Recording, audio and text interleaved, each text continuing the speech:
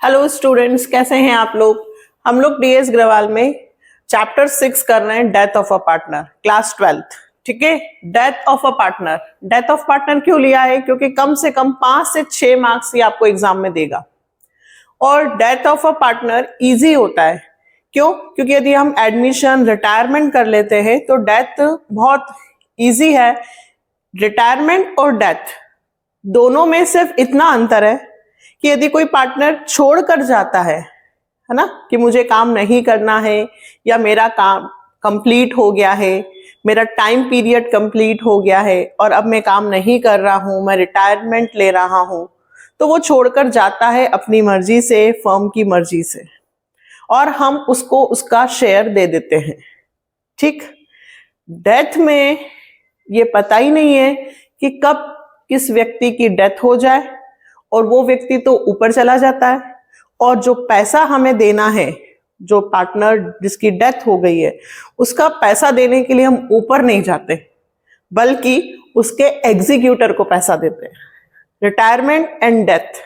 Retirement में हम पैसा उसी को देते हैं जो पार्टनर रिटायर्ड होता है, और डेथ में हम पैसा उसके एग्जीक्यूटर को देते हैं।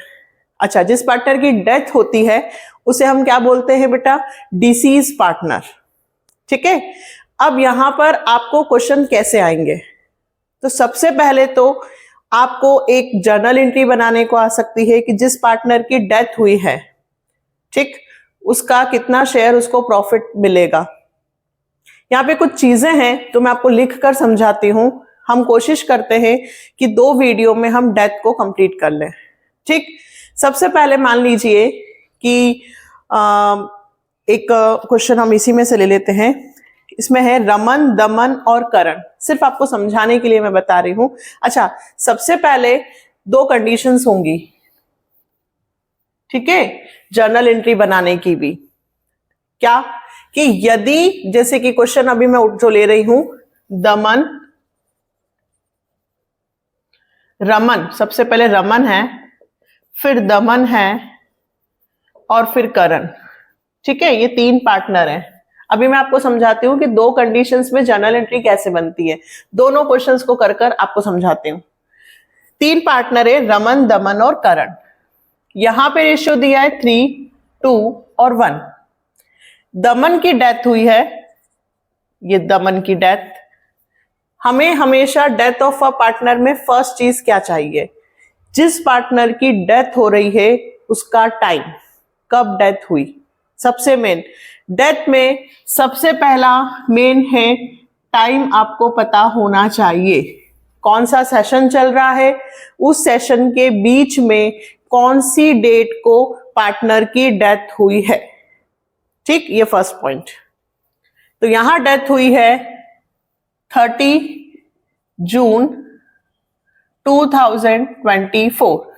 ठीक है, मेरी बुक का न्यू एडिशन है 24-25, इसलिए आपकी बुक यदि पुरानी होगी तो यहां 2023 लिखा होगा, इस बात को ध्यान रखना। अब रमन और करण, देखो इसकी डेथ हो गई, कौन बचे? रमन और करण। इन दोनों ने डिसाइड किया कि ये अपना बिजनेस कंटिन्यू करेंगे। शेयर ऑफ प्रॉफिट और loss of the deceased partner from the beginning of the year up to the date of death. Up to the date of death. इसका क्या मतलब होता है मैम? इसका मतलब होता है जिस पार्टनर की डेथ हुई है उसको डेथ तक का प्रॉफिट मिलेगा। लास्ट जिस वर्किंग जो उसका डे था, जिस दिन तक वो जिंदा था, उस दिन तक का उसको प्रॉफिट का शेयर मिलेगा, उसके बाद का नहीं। तो सबसे मेन होता है कि देखिए डेथ कब हुई है? 30 जून 2024। ठीक, तो सेशन हुआ हमारा 1 अप्रैल 2024 से 31 मार्च 2025। ठीक है, ये सेशन हुआ हमारा। अप्रैल से हमारा सेशन स्टार्ट हुआ और 30 जून 2024 को डेथ हो गई। तो 1 अप्रैल से 30 जून तक आपको काउंट करना है। तो अप्रैल, इस तरह से आप हमेशा मंथ काउंट करिएगा। सबसे पहले क्या लिखेंगे, जिस मंथ में डेथ हुई है वो मंथ, और वो स्टार्ट कहां से होगा, हमेशा अप्रैल से। ये भी ध्यान रखना, अगर कैलेंडर ईयर दिया हो तो जनवरी टू दिसंबर लिखना। तो अप्रैल से 30 जून तक, तो अप्रैल, मई और 30 जून है बेटा, तो जून भी इंक्लूड करना, मतलब 3 मंथ। कितने मंथ, 3 मंथ, है ना। तो जो प्रॉफिट उसको मिलेगा वो 3 मंथ का मिलेगा। अब सेकंड बात कि प्रॉफिट अभी 3 महीने का कैसे निकालें, है ना। 3 महीने का प्रॉफिट मुझे किसको देना है, दमन को। तो 3 महीने का प्रॉफिट मैं कैसे निकालूं, तो या तो मुझे वो कंडीशन देंगे, बेस देंगे कि लास्ट ईयर का प्रॉफिट इतना था, उसी प्रॉफिट को आधार मानकर आप कर लो, या लास्ट 2 ईयर का एवरेज प्रॉफिट मान लो, या लास्ट ईयर की सेल्स 10 लाख थी, उसमें 10% प्रॉफिट हुआ था तो उसे बेस मान लो। मतलब हमें 3 महीने का जो प्रॉफिट देना है वो उसका बेस क्या है, वो आपको हर बार क्वेश्चन में देंगे। ठीक, तो अभी मुझे क्या दिया है, base, up to the date of death was to be estimated on the basis, ये ध्यान रखना कि हमें बेस क्या मानना है, on the basis of last year profit which was 3,60,000। मतलब मुझे दमन को जो प्रॉफिट देना है उसके लिए मुझे जो बेस मानना है वो लास्ट ईयर के प्रॉफिट को मानना है। तो बेस्ड लास्ट ईयर प्रॉफिट है, ठीक है। अब बात आती है, मैंने कहा था कि 2 कंडीशंस होती हैं, वो कंडीशन समझिए। When new ratio is not given that, यहां पे new ratio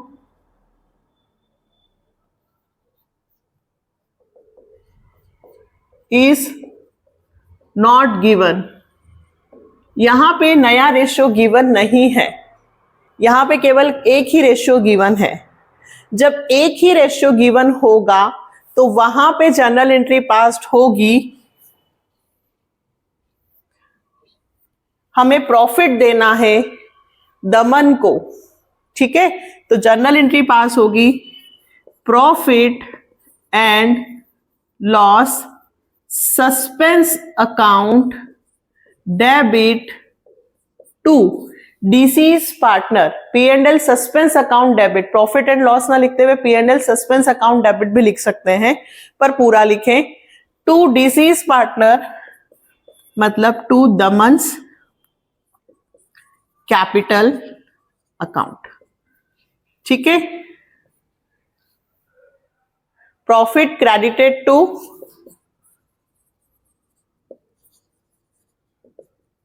disease partner, short में लिख दें profit credited to deceased partner.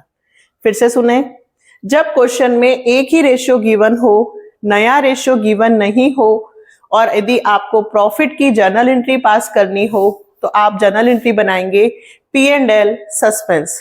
Ma'am suspense word क्यों आया, क्योंकि हमें डेथ कब होगी ये अनसर्टन है, और अभी हमें प्रॉफिट भी एक्चुअली में मालूम नहीं है कि इस बार आपको कितना प्रॉफिट होगा। हमने लास्ट ईयर को बेस मानकर क्वेश्चन किया है, लास्ट ईयर के प्रॉफिट के हिसाब से क्वेश्चन किया है, इसलिए हम P&L के साथ क्या वर्ड यूज करते हैं, सस्पेंस। यदि प्रॉफिट में उसको शेयर मिलेगा तो P&L suspense to deceased partner. यदि मैम फर्म को प्रॉफिट ना हो और लॉस हो तो इस एंट्री को रिवर्स कर देना, दमन्स कैपिटल टू P&L सस्पेंस। फिर से, यदि फर्म को प्रॉफिट ना हो और लॉस हो तो क्या मैम लॉस में भी उसको शेयर देना पड़ेगा, बिल्कुल। जिस पार्टनर की डेथ होती है उसको उसकी कैपिटल मिलेगी, उसका इंटरेस्ट ऑन कैपिटल मिलेगा, उसकी सैलरी मिलेगी, उसका गुडविल का हिस्सा मिलेगा, उसका WCR में से हिस्सा मिलेगा, IFR में से हिस्सा मिलेगा, जितनी भी चीजें हैं सब में से उसको शेयर मिलेगा। और यदि लॉस हुआ तो उसको देना भी पड़ेगा। अब वो तो चला गया तो उसके एग्जीक्यूटर को मिलेगा। ठीक है, अब बात आती है कि जैसे यहां पे प्रॉफिट को टाइम पीरियड में, तो डेथ ऑफ पार्टनर में आप जब कैलकुलेट करोगे, जिस पार्टनर की डेथ होती है उसका अकाउंट यदि बनाएंगे हम, तो कुछ चीजें टाइम पीरियड पे कैलकुलेट होंगी। जैसे कि प्रॉफिट टाइम पीरियड पे कैलकुलेट होगा, interest on capital time period पे कैलकुलेट होगा, सैलरी टाइम पीरियड पे कैलकुलेट होगी, interest on drawing time period पे कैलकुलेट होगा। ठीक है, ड्रॉइंग तो वो उतने महीने की जितने महीने का करेगा, और प्रॉफिट हो गया, इंटरेस्ट ऑन कैपिटल हो गया, salary, interest, loan, interest on loan. ठीक है, तो इनमें टाइम का ध्यान रखना है। अब कैपिटल मान लीजिए उसने 5 लाख रुपए लगाई है और 3 महीने बाद ही उसकी डेथ हो गई, तो क्या आप 5 लाख पे पूरा साल भर का इंटरेस्ट देंगे? नहीं, आप 3 महीने का ही इंटरेस्ट देंगे। भाई साल भर की सैलरी देंगे कि 3 महीने की सैलरी देंगे? 3 महीने की। 3 महीने बाद डेथ हो गई तो लोन का इंटरेस्ट केवल 3 महीने का ही है। तो जब डेथ ऑफ पार्टनर होता है तो हमें क्या चीजें ध्यान में रखनी होती है? पहली, कब डेथ हुई। दूसरी, उसको जो जो चीजें मिलेंगी वो टाइम पीरियड पे कैलकुलेट होंगी कुछ, और गुडविल, जीआर, आईएफआर, डब्ल्यूसीआर ये उसके शेयर से मल्टीप्लाई करके डायरेक्ट। मैंने सारी चीजें एक साथ क्यों नहीं बता रही? क्योंकि कंफ्यूज हो जाते हैं हम, इसलिए हम एक एक चीज सीख रहे हैं। सबसे पहले हमने क्या सीखा कि यदि क्वेश्चन में सिर्फ रेशियो दिया है और एक पार्टनर की डेथ हो गई है और हमें पूछा है कि जर्नल एंट्री बनाओ, तो इतना पहले इतना सीख लेते हैं, एक एक टॉपिक फिर क्लियर करेंगे। ठीक है, तो वापस हम क्वेश्चन पे आते हैं। 3 पार्टनर थे, एक ही रेशियो दिया था, कंफ्यूज नहीं होना ना। 3 पार्टनर थे, रमन, दमन और करण। किसकी डेथ हुई? दमन की। उसके बाद कब हुई? 30 जून को। तो हमसे उन्होंने पूछा है कि उसको उसकी डेथ तक का प्रॉफिट देना है, जर्नल एंट्री पास कीजिए। क्या जर्नल एंट्री बनेगी बेटा? P&L suspense account debit to दमन्स capital.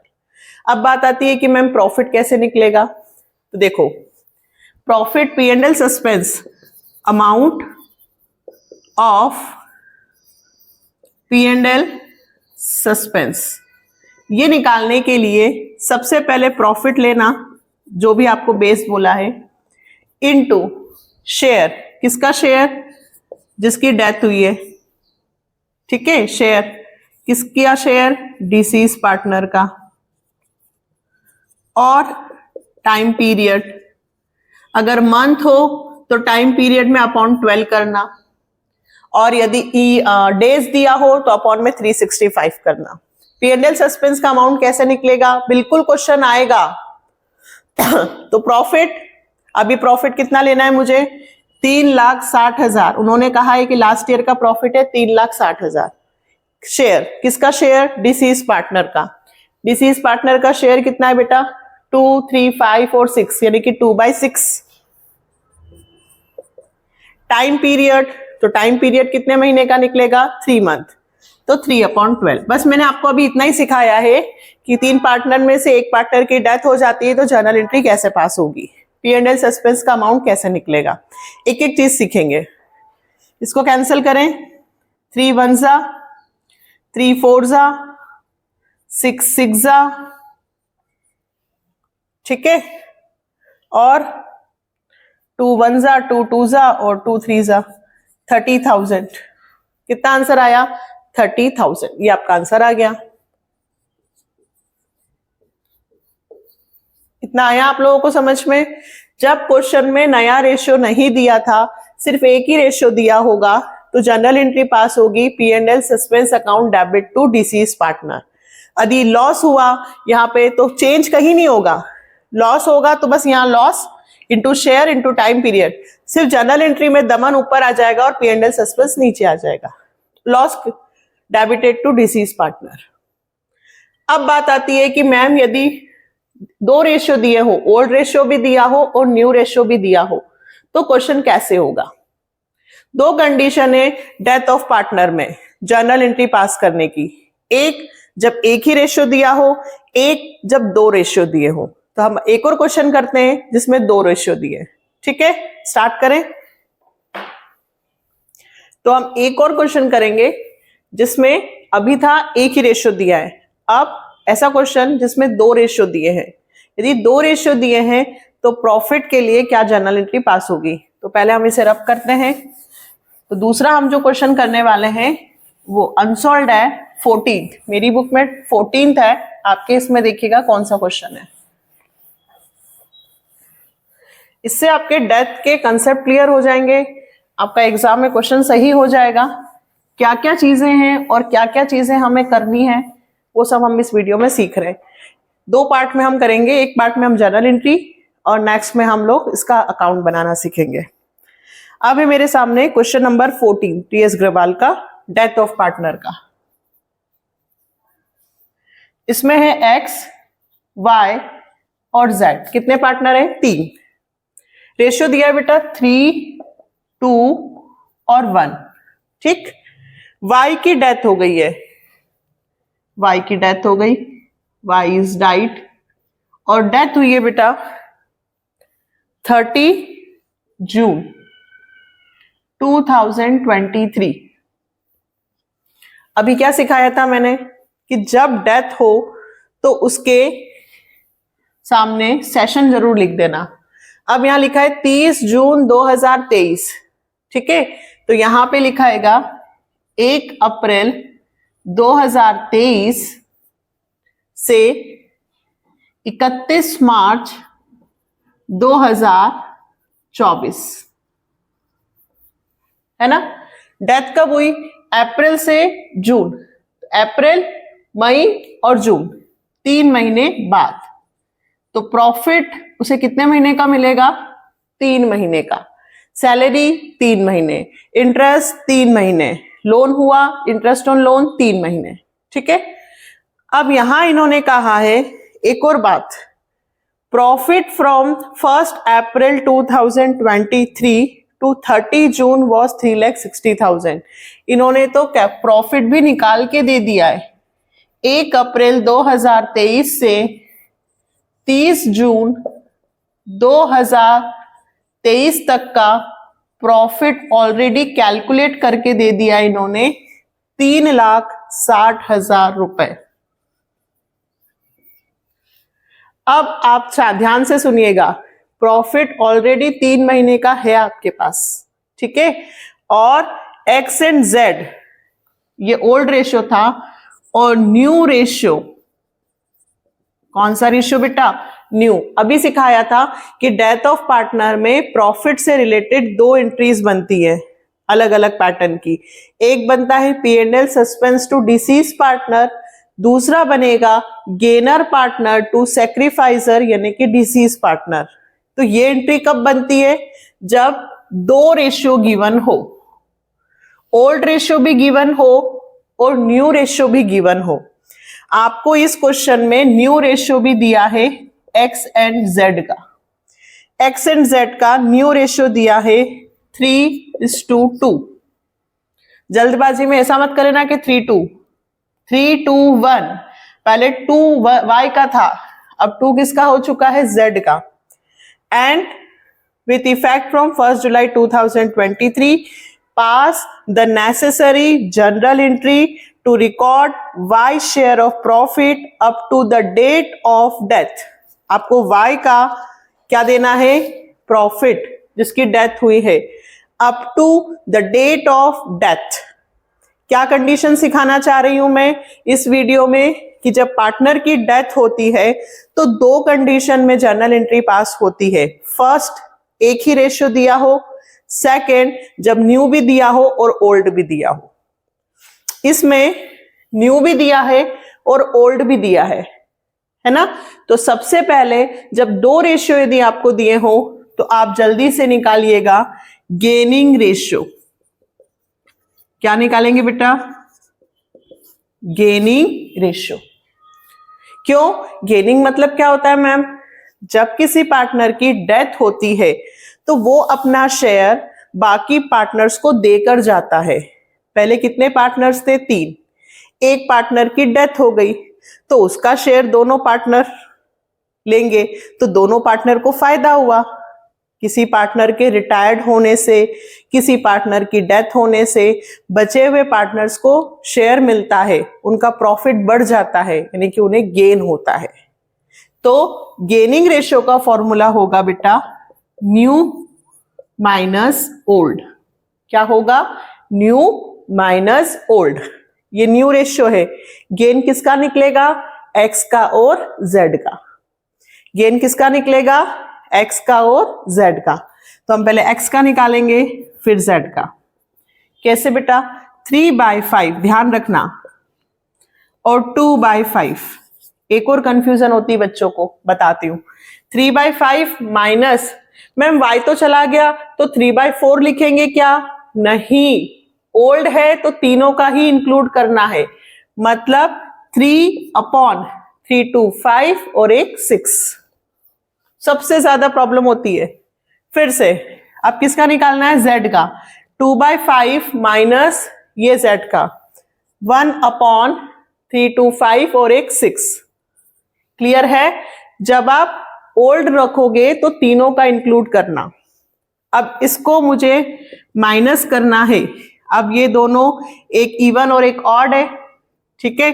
तो मैं इधर 6 का मल्टीप्लाई कर देती हूं, इधर 5 का, ताकि दोनों का डिनोमिनेटर कितना हो जाए? 30। जब हम प्लस माइनस करते हैं फ्रैक्शन नंबर में तो डिनोमिनेटर सेम होना चाहिए। तो 6 3 जा 18, 18/30 माइनस 5 3 जा 15/30। ठीक है बेटा? फिर 6 2 जा 12/30 माइनस 5/30। ठीक है मैम, ये तो हमें पता है, बट हमें भी इतने साल हो गए हैं, हमें पता है कि बच्चे यहाँ इतनी इतनी सी जगह में भी मिस्टेक्स कर देते हैं। ठीक है, इसलिए मेरी कोशिश होती है हर एक चीज आपको क्लियर करना। तो 18 में से 15 गया 3/30, 12 में से 5 गया 7/30। ठीक है, तो 30 से मुझे मतलब नहीं है। गेनिंग रेशियो आया है 3:7। क्लियर? गेनिंग रेशियो आया है 3:7। चाहे रिटायरमेंट का क्वेश्चन हो, चाहे इसका हो, डेथ का, यदि किसी पार्टनर को गुडविल जब दी जाती है उसके हिस्से की, तो वहां पे भी गेनर टू सैक्रिफाइसर ही एंट्री बनती है। तो ये गेनिंग रेशियो यहाँ ऐसा निकलेगा। ठीक है, अब गेन किसको हुआ? दोनों को। ठीक है, तो यहां पे क्या जनरल एंट्री पास होगी बेटा? Gainer partner. कौन है गेनर पार्टनर? एक्स और जेड। तो मैं यहां लिखूंगी एक्स कैपिटल अकाउंट डेबिट, जेड्स capital account debit to sacrificer disease partner. कौन जा रहा है, कौन सैक्रिफाइस कर रहा है? वाई। तो वाइस कैपिटल। ठीक है, अब बात आती है कि मैम प्रॉफिट क्या है? तो भाई 3,60,000 1 अप्रैल से 30 जून तक का प्रॉफिट है। लेकिन ये जो प्रॉफिट है वो एक्स वाई जेड तीनों का है। हमें सिर्फ किसका प्रॉफिट निकालना है? जिसकी डेथ हुई है। तो हम किसका प्रॉफिट निकालेंगे? वाई का। किसकी डेथ हुई है? वाई की। ये 1 अप्रैल से 30 जून तक का प्रॉफिट है, इसलिए 3/12 करने की जरूरत नहीं है। टाइम पीरियड तब मल्टीप्लाई होगा जब ईयर का प्रॉफिट दिया हो। यहां ईयर नहीं बल्कि सिर्फ 3 महीने का प्रॉफिट है, तो यहां टाइम से मल्टीप्लाई नहीं होगा। सिर्फ 3,60,000 में से हमें y को देना है, तो y का हिस्सा 2/6। ठीक है, ये हुआ 1,20,000। ये 1,20,000 प्रॉफिट कौन देगा? एक्स और जेड। इसका मतलब क्या है कि y के हिस्से का प्रॉफिट कौन देगा? तो y के हिस्से का प्रॉफिट एक्स और जेड देंगे। तो 1,20,000 रुपए कौन देगा? एक्स और जेड। 1,20,000 into 3/10, 1,20,000 into 7/10। 0 12 3 जा 36, 12 7 जा 84। ये आपका आंसर आ गया होगा। और नरेशन तो आप लिख सकते हैं vice profit given by gainer partner x and Z. ठीक है, disease partner share credited bye x and Z gainer partner, जो भी आप लिखना चाहें। ये थी दो कंडीशंस। कौन सी दो condition? Death of a partner. Death of a partner में यदि आपसे जर्नल एंट्री पूछे तो फर्स्ट, यदि प्रॉफिट दिया हो लास्ट ईयर का उसे बेस मानकर, या जो वो क्वेश्चन में कहें, अभी सेल्स से रिलेटेड भी है तो एक और सेपरेट वीडियो में मैं आपको बताती हूं, क्योंकि इसमें हौच पौच हो जाएगा वरना कंफ्यूज हो जाओगे आप। अभी सिर्फ इतना ध्यान रखना है कि जिस पार्टनर की डेथ होती है उसको हमें प्रॉफिट देना है, उसकी जर्नल एंट्री क्या बनती है? 2। यदि 1 रेशियो दिया हो तो क्या एंट्री बनेगी? P&L suspense to deceased partner. और यदि 2 रेशियो दिए हो, ओल्ड बी और न्यू बी, तो गेनर टू सेक्रीफाइसर। ठीक है, प्रॉफिट सिर्फ जिस पार्टनर की डेथ हुई है उसी का प्रॉफिट आएगा, उसी का प्रॉफिट गेनिंग रेशियो में डिस्ट्रीब्यूट होगा। और बहुत कुछ है डेथ में, इसलिए मेरे साथ बने रहें, मेरे चैनल के साथ बने रहें, लाइक सब्सक्राइब एंड शेयर कीजिए। नेक्स्ट वीडियो में हम आते हैं और क्वेश्चंस के साथ। बाय।